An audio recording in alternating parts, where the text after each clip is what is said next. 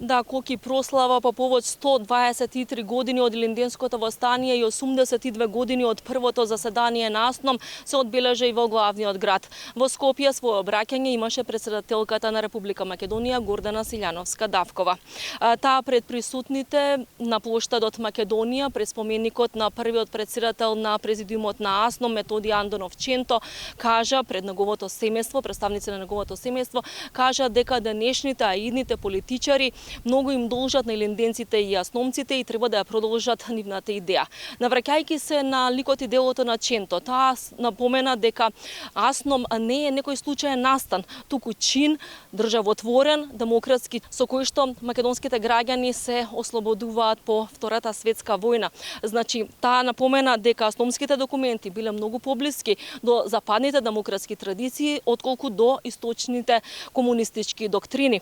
Таа додава дека токму врз основа на сеќавањата на АСНОМ, кога ова тело се воспостановило како врховно законодавно извршно тело, македонскиот јазик како службен јазик во државата, како и декларацијата за основните права на сите граѓани, Македонија излегува на референдум и добива независност на 8 септември 1991 година. Силјановска-Давкова вели дека токму затоа слободата не била подарена, туку народот сам се ослободил. Претседателката додава дека токму поради Илинден, токму поради АСНОМ и токму поради референдумот од 1991 на никој не му должиме ништо за тешко изборената држава и дека никој нема право да ја ревидира нашата национална историја. Во продолжение да слушнеме дел од нејзиниот говор.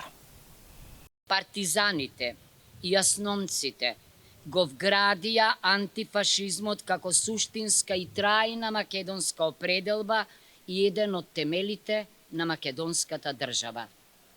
Нашата народно-ослободителна борба беше епохално, автентично дело, а слободата не ни беше подарена од некој друг, туку сами се ослободивме со нашата 120.000 бројна народно-ослободителна војска. Значи, никому не му должиме за тешко изборената држава. Токму затоа, никој нема право да ја ревидира нашата национална историја, оти секој народ, па и македонскиот, има право на своја историја.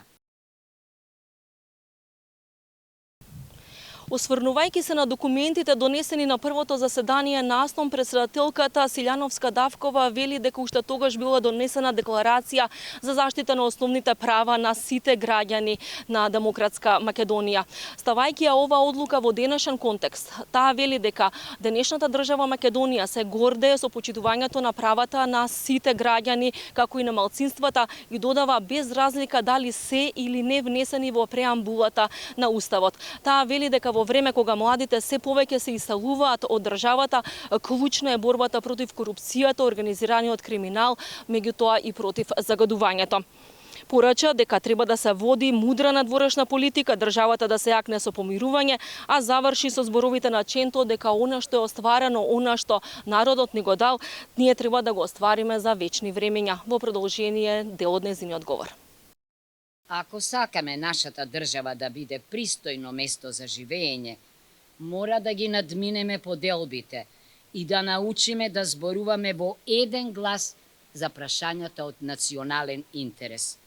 Тоа денес ни е потребно повеќе од кога било порано.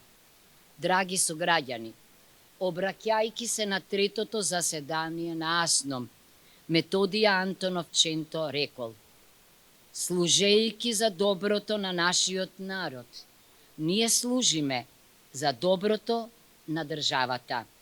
Това, което народот ни го дал, ние треба да го оствариме за вечни времиња.